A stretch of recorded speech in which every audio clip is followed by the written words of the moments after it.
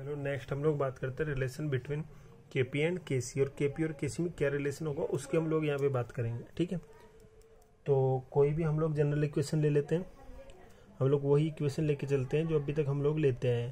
तो a plus A B forming C mole of C and D mole of D. ठीक है, ये हम लोग जनरल इक्वेशन हर कहीं लेके चलते हैं, इससे हम लोग हर कोई भी एग्जांपल कर सकते हैं। ठीक है, चलो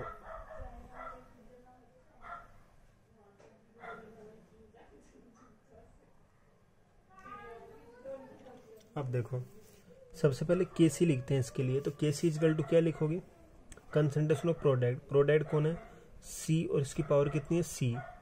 दूसरा कौन है, डी और इसकी पावर कितनी है, डी। रिएक्टेंट में आपके concentration of A power A, और दूसरा रिएक्टेंट आपका बी, कंसंट्रेशन ऑफ बी और इसकी पावर बी। तो ये तो हो गया आपका केसी। इसी टाइप से केपी लिख लें। केपी इजकल टू प्रेशर की टर्म में लिखोगे तो pressure of C power C, pressure of D power D. ये तो प्रोडक्ट हो गई। रिएक्टेंट आपको लिखना हो तो pressure of A power A, दूसरा रिएक्टेंट आपका pressure of B power B. तो यहाँ तक हमें कोई दिक्कत नहीं होगी, हम लोग केसी भी लिख सकते हैं और केपी भी लिख सकते हैं। क्लियर है। अब इन दोनों के बीच में रिलेशन क्या होगा उसकी हम लोग बात करते हैं यहाँ पे। ठीक है, अब आपकी एक आती है आइडियल गैस इक्वेशन। कौन सी इक्वेशन आती है, आइडियल गैस इक्वेशन, जो आपका चैप्टर नंबर 5 है केटीजी स्टेट्स ऑफ मैटर के नाम से जिसे आप लोग पढ़ते हो, उस चैप्टर की बात करें तो वहां पे एक आइडियल गैस इक्वेशन आती है। आइडियल गैस इक्वेशन क्या है, PV equal to NRT. Ideal gas equation क्या है, पीवी इजगल टू एनआरटी। अब यहाँ पे पी की बात करें तो पी आपका है प्रेशर, पी क्या है, प्रेशर। यहाँ पे वी की बात कर लें तो वी क्या है, वॉल्यूम है। पी प्रेशर है गैस का और वी गैस का वॉल्यूम है।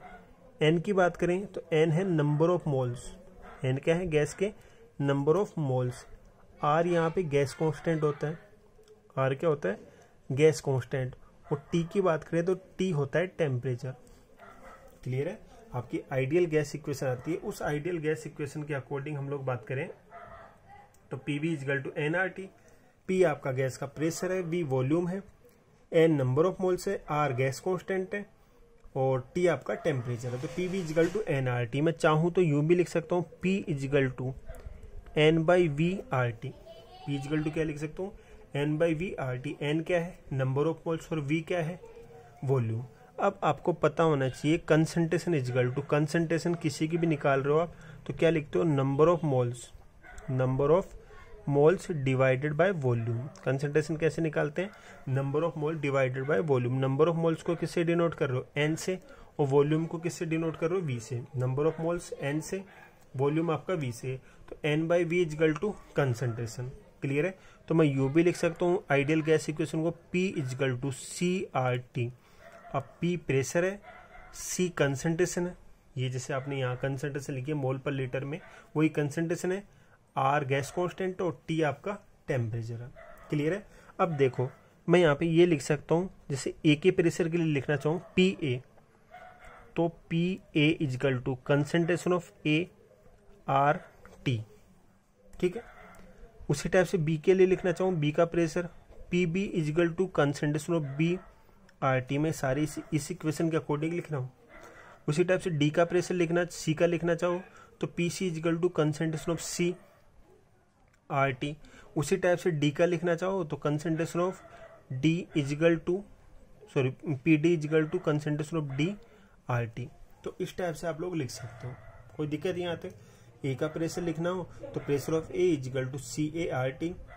सी ए कंसंट्रेशन है ए की, पी बी बी की कंसंट्रेशन है P C equal to C C, C की कंसंट्रेशन है P D equal to C D R T, D की कंसंट्रेशन है। ठीक है। चलो अब कंसंट्रेशन ऑफ ए को आप लोग इस टाइप से लिखते हो, कंसंट्रेशन ऑफ बी को किस टाइप से लिखते हो, यहाँ पे लिखा concentration of B. Concentration of C को कैसे लिखा था आपने, इस टाइप से, और कंसंट्रेशन ऑफ डी को कैसे लिखा था, इस टाइप से। क्लियर है। तो यहाँ पे ये जो वैल्यू है उनको मैं इन वैल्यू से क्या कर लूंगा, रिप्लेस कर दूंगा। तो मैं यहाँ पे लिख सकता हूँ K P is equal to P C. P C की जगह आप लोग क्या लिख रहे हो, concentration of C R T. Concentration of C R T, और इसकी पावर कितनी है सी। पी डी की जगह क्या लिख सकते हो, concentration of D R T और इसकी पावर डी। कोई दिक्कत यहाँ तक। उसी टाइप से रिएक्टेंट के लिए लिख लो। पी ए के लिए क्या लिखोगे, concentration of A R T power A, और पी बी के लिए क्या लिखोगे, concentration of B R T power B. कोई दिक्कत यहाँ तक। चलो अब मैं आर टी ऊपर की तरफ और आर टी नीचे की तरफ कॉमन ले लेता हूँ मैं। तो मैं इस इक्वेशन को यूं भी लिख सकता हूँ, concentration of C power C, concentration of D power D, into में आर टी, और आर टी की पावर कितनी है सी प्लस डी। ठीक है, ऐसे लिख सकता हूँ मैं। सी और डी को अलग लिख लेता हूँ, आर टी दोनों में कॉमन है तो बाहर की तरफ लिख देता हूँ आर टी, और इसकी पावर एक बार सी है दूसरी बार डी है। इसी टाइप से concentration of A power A, concentration of B power B, into R T, और आर टी की पावर कितनी है ए प्लस बी। ठीक है यहाँ तक। चलो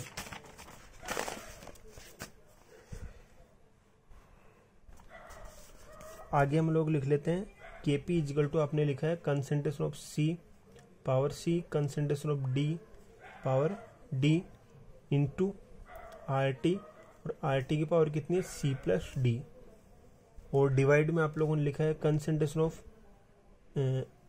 ए power A, concentration of B power B, और आर टी और इसकी पावर ए प्लस बी।